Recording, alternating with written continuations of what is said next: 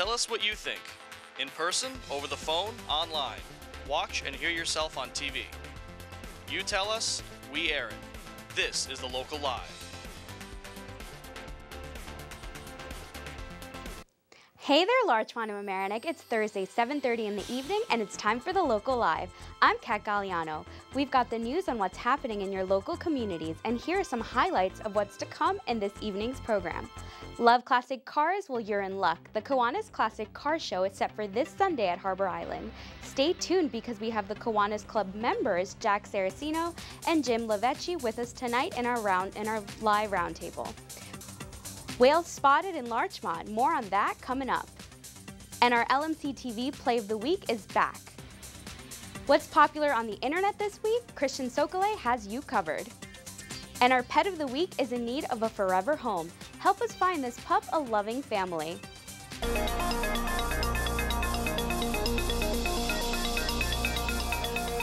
What is believed to have been a humpback whale was spotted mid-sound off Larchmont this past Sunday. These photos were taken by Howie McMichael with his daughter Kathy DeVore on September 6th. According to the New York State Department of Environmental Conservation, humpback whales are one of the most commonly seen whales in New York, even though they are endangered. That being said, we hope to see our giant friend again soon. If you want to read more about this story, you can go online to theloopny.com. Let's turn it over to Mara Carlin to see what are the top stories running in the local online media.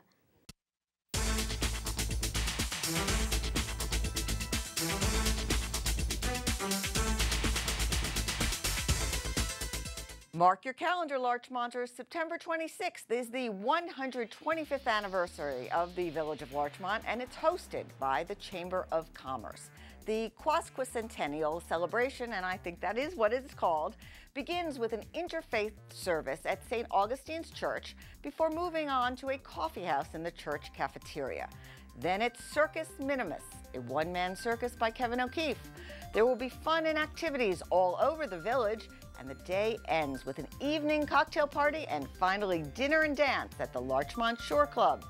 Tickets for the Shore Club and Circus Minimus can be purchased at larchmont125.org. For full details, visit the Larchmont Mamaroneck patch. The Hamlet Hub invites you to donate for Childhood Cancer Awareness Month.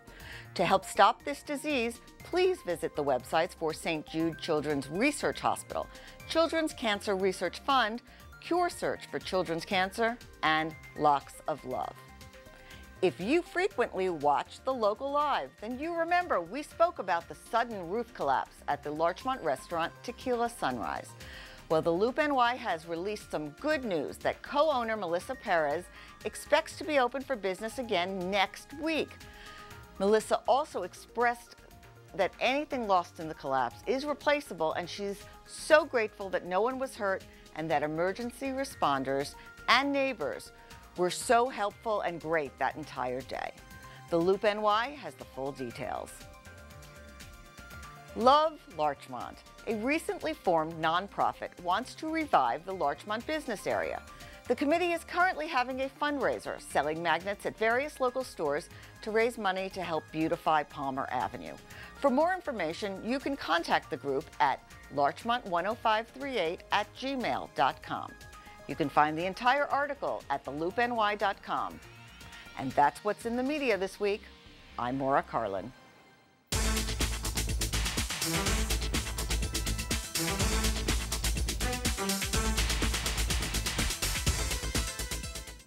Get ready for this week's trivia question. And right after that, we go to our live interview with Kiwanis Club members Jack Saraceno and Jim LiVecchi. Stay tuned.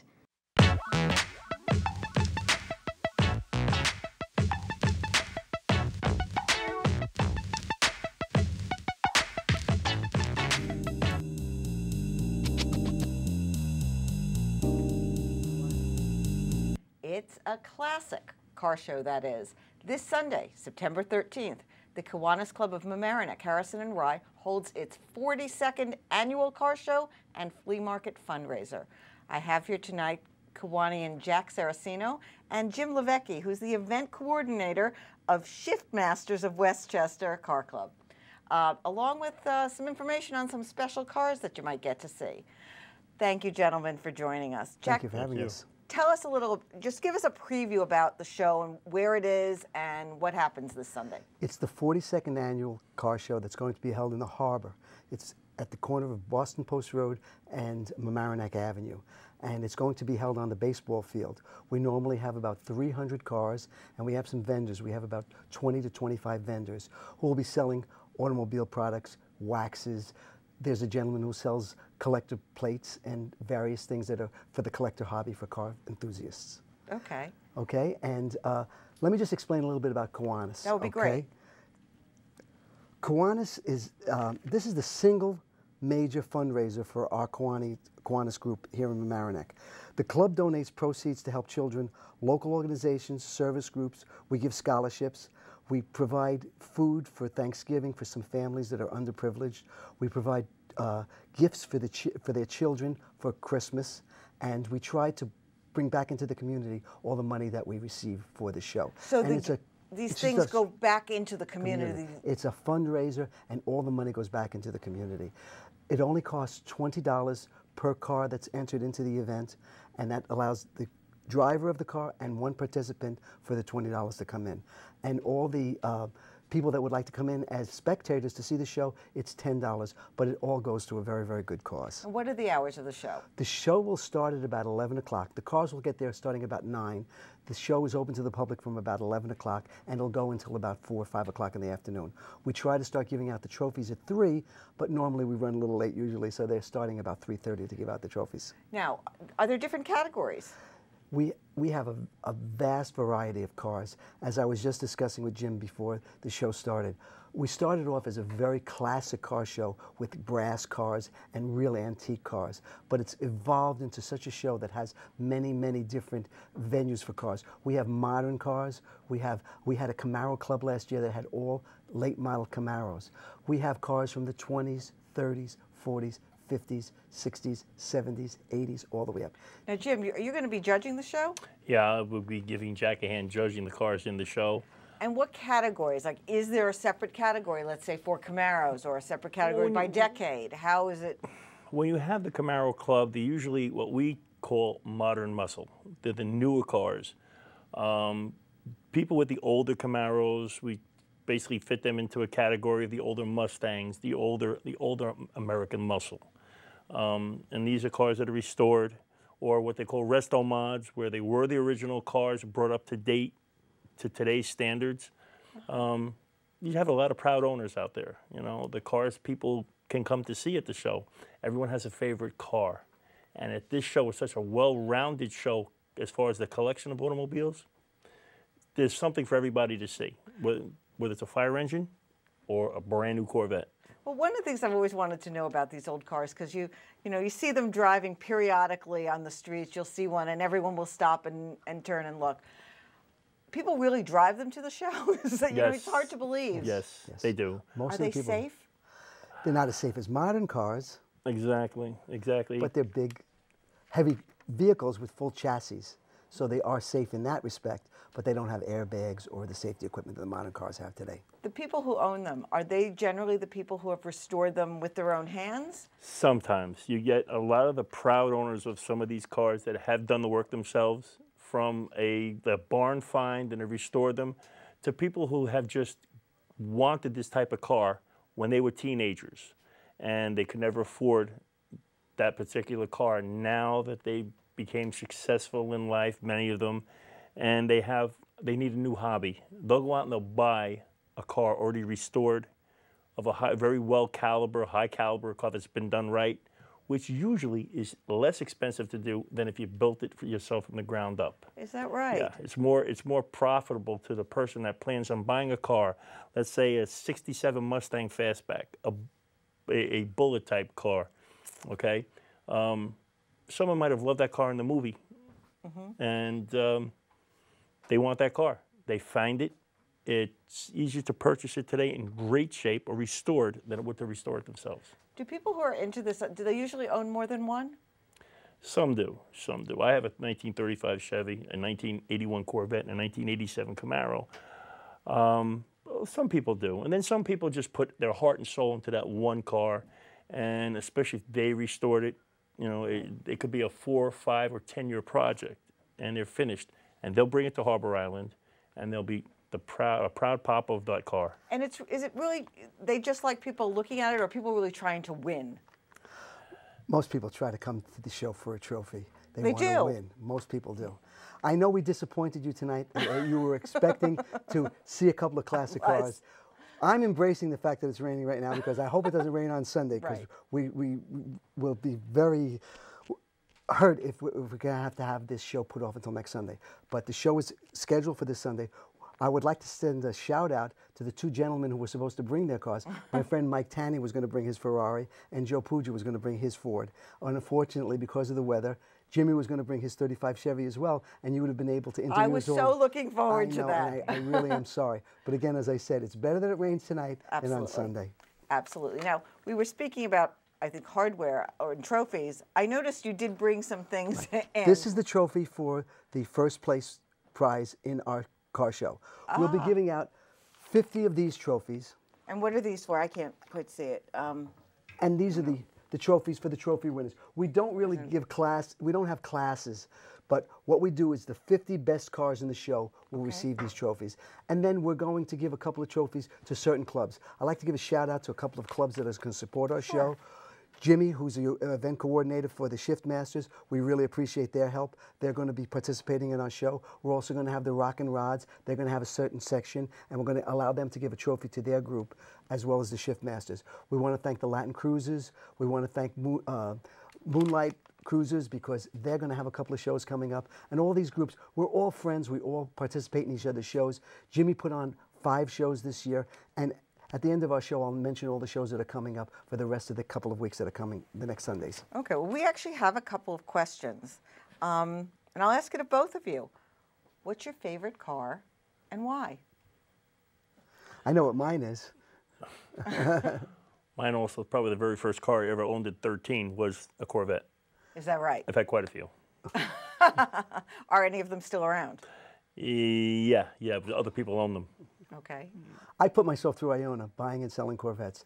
And it comes that I found out 30 years later that when Jimmy was 13 years old, he painted one of my Corvettes under the guise of his cousin, who I thought was going to paint it for me, had his younger cousin at 13 years old painting my car. That's kind of crazy, and actually it raises a very interesting point that the cars kind of bring people together. And we have some pictures of some cars that I think we wanted to talk about. One of them, I think, Jack, is that Corvette of yours.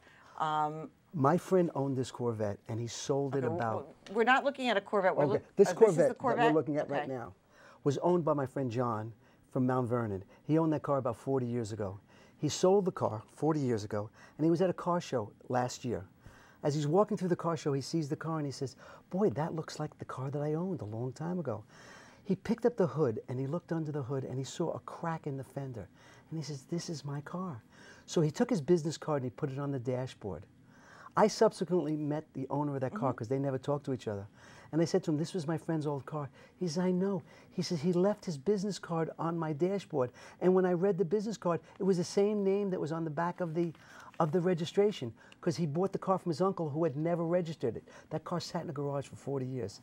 And after I spoke to my friend, he said, Jack, do you realize as we're getting older, these cars are going to outlive us. When we're gone, these cars are still going to be enjoyed by other people.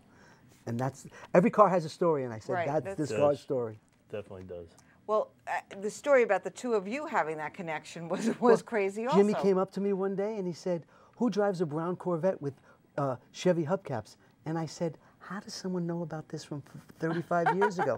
He said, I painted your car.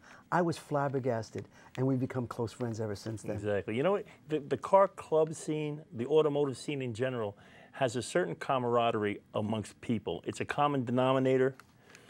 Everyone likes to show off their vehicle. And people are very receptive to another guy's vehicle and make a big deal out of it. What the trophies are the most important thing, because we're recognizing these people bringing their love of the automotive world to a show and give them a trophy for it, so they know that it's been the recognition they're getting for their hard work. You have people that do it all season. The most difficult thing about putting on a show like this is everybody expects to go home with a trophy. Is that right? Right. So 75% of the people that come to the show are going to be disappointed that they did not receive a trophy. One of the hardest things we do is judge the show, and we have to judge the cars. Jimmy's one of our judges. I now have a female judge. We have women that are involved in the sport. I'd like to mention Lisa Vasti, who's one of the best judges we have. Her father was a big car enthusiast, so she's come along and helped us. And we try to have people that are into the hobby, know the cars. Jimmy's a painter. Jimmy knows cars inside out and backwards. That's who we have judging. And it's not an exact science. We just do the best we can. And on any given day, any given car can win a trophy. But what's the most expensive car in these shows typically? Is it based on age? Is it based on the original? Both. The more value? original, the more valuable. But the cars are like stocks. They run up and down. There are classic Corvettes now that are selling in the millions of dollars. Any of these shows? Not at our show, but we have cars that are in the hundreds of thousands of dollars. My friend who would bring his Ferrari, Mike Tanny, has a Ferrari that's worth at least $250,000. So you have cars that are very, very expensive here. We have a mutual friend of ours, Dan Fraioli, Dan Fraioli who has a phenomenal cars. automobile collection, both original and custom. And he's, I wouldn't want to attempt. He's got well over $1 million worth of vehicles. Oh, absolutely. And not in quality, not in quantity, but in quality. He's got beautiful vehicles. He's got gorgeous automobiles. He bought these very rare customized cars that were done by customizers that are no longer with us. And it's a phenomenal collection. It's just, and he comes to the show every year with 2 or 3 of his cars. And people look forward to seeing him. People look forward to seeing his cars because they remember those cars from different years. A lot of people like to go and say, oh, I saw that car last year, it's here again. And they bring a friend that wasn't at last year's show, and they show, this is the car I was telling you about. Look at this car. So interesting. Yeah, it's really a great And to talk thing. about value, you remember the Batman series? Sure. Well, the gentleman who built the Batmobile, George Barris, he built that car in a period of like 3 weeks. That car is now being sold for $4.5 million. And it's just amazing. And which of you is buying it? Neither one of us is going to buy it, unless Jimmy lends me the money. Thanks. But they have so many reproductions of that car, and it's just amazing. And there's a gentleman that's going to come to one of our shows that's got the Batmobile, he's got the Monkey Mobile, and he's built tribute And he's cars. bringing these And cars. he's going to he's going to bring these cars to the show because he built tributes to the cars that were of this We era. do have another question emailed, which is, and do remember that this could be family hour. What is your most memorable experience in a car? My most memorable experience.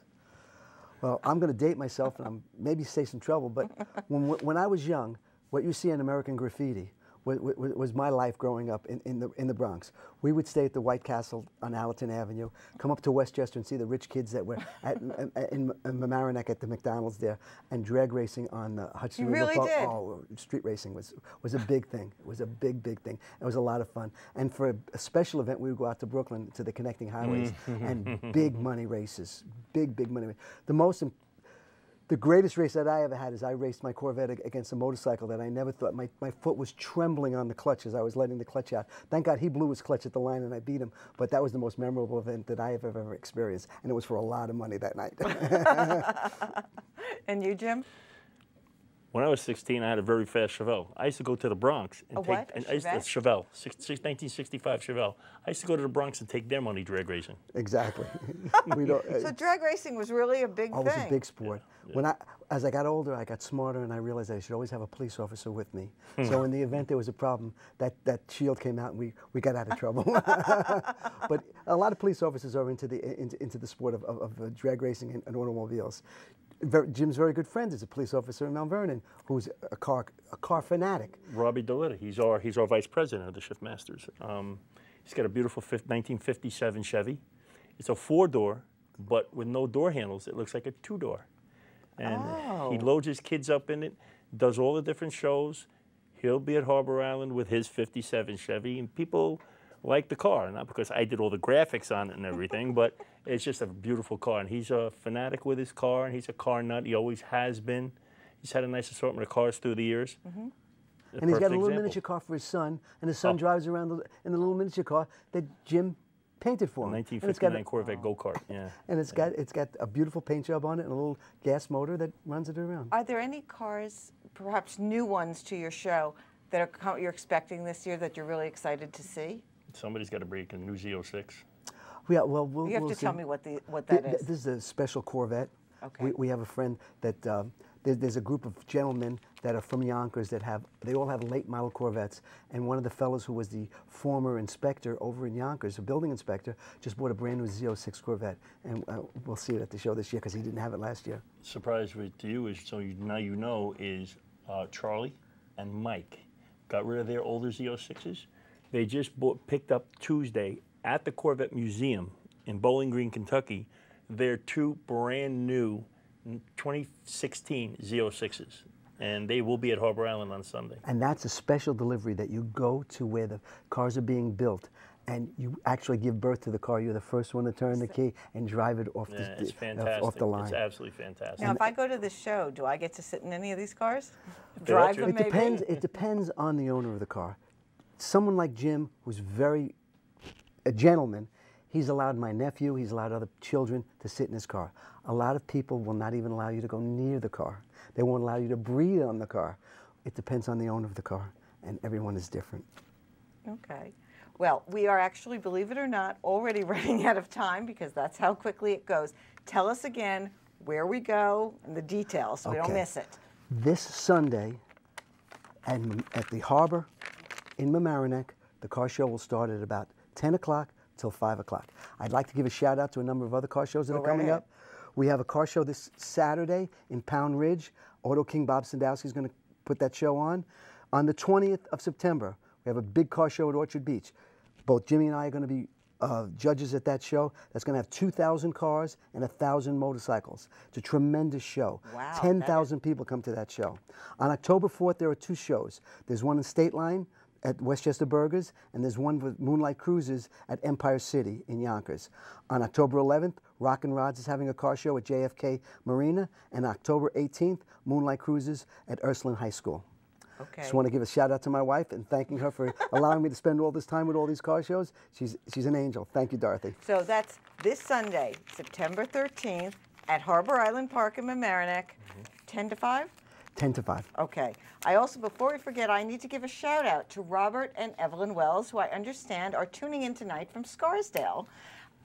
Thank you, Jack Saraceno and Jim LiVecchi, for joining us. I look forward to seeing you at the car show. Thank you for having us. Thank you very much. Stay tuned, and we will have the answer to the trivia question as well as more community stories.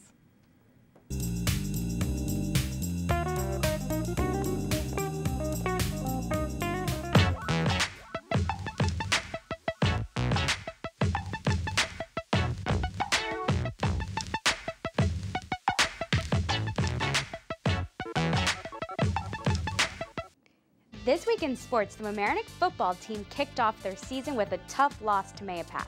The Tigers did, however, start off the season with a bang in the LMC Varsity Sports Play of the Week.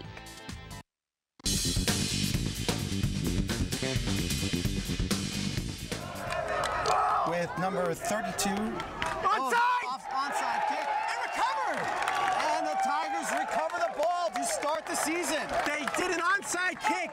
Surprise a team last season. Does Coach Vinny do that again? You know, Charlie, I was curious when you realized that Doug Alvarez, their place kicker, was not in the game to kick off. I wonder if Mahopac didn't pick up on that as well. I don't think they did. I'm pretty sure Matt recovered it too. Matt kicked it and it went 10 yards and then he recovered it easily.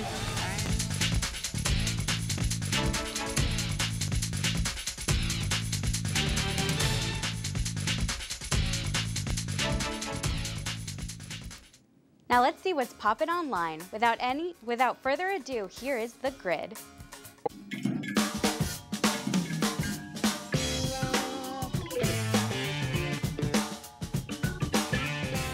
What's up, people? Welcome to The Grid, where we take a look at popular stories from the internet. I'm your host, Christian Sokole. The new iPhone was revealed this past Wednesday with awesome new features. At the time of this recording, though, the new iPhone is not revealed just yet, so we'll be adding the actual features in post. Look at that phone! Like, check out this thing it does! And nobody expected this new feature, but what really blew my mind was this. So as you can all see, the new iPhone is amazing. Or terrible. You'll know before I do, you time traveler. If you've been following world news lately, the European migration crisis is quite the headline. So what does this have to do with the United States, you ask? Well, many countries around the world have not been accepting Syrian refugees, despite the fact that international law, agreed upon by most of the world really, gives them the right to remain in other countries while their own is dangerous. Well, Google put together this awesome site which shows breakdowns of search interest and acceptance of refugees or migrants by country. So if you want to add some sweet knowledge to back up your political position, check it out. It's free after all. And finally, our video showcase. This enables us to end on a happy note, and this week it's pure cuteness. Kids trying dark chocolate for the first time in their life. Here's a clip.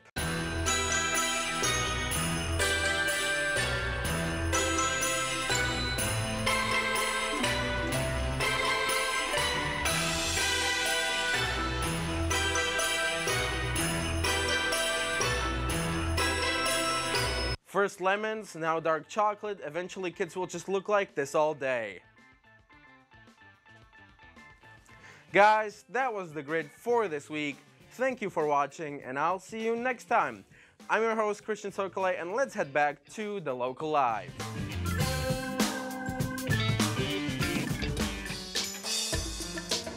I watch the local live so that I can ask questions about my community. Caller, go ahead. I watch so I can find out what's going on the go.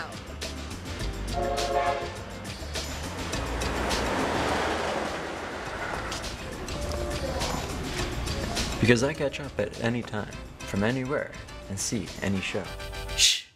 You tell us, we air it. This is the local live. Who doesn't love a lap dog? Our pet of the week is Vader the Yorkie. Vader is 4 months old and weighs just 5 pounds. To make this sweet little guy a part of your family, put in your adoption application right away. For more information, you can go to www.ny-petrescue.org. And thanks for tuning in to the Local Live. As always, it's been my pleasure to keep you updated with our community news. Be sure to check out our website for more news and community programming at www.lmc-tv.org. And for internships and volunteer opportunities, send your emails to thelocallive@lmc-tv.org. We love hearing from you. Well, that's the news for us this week. I'm Kat Galliano. See you next week. Tell us what you think. In person, over the phone, online. Watch and hear yourself on TV. You tell us, we air it. This is the Local Live.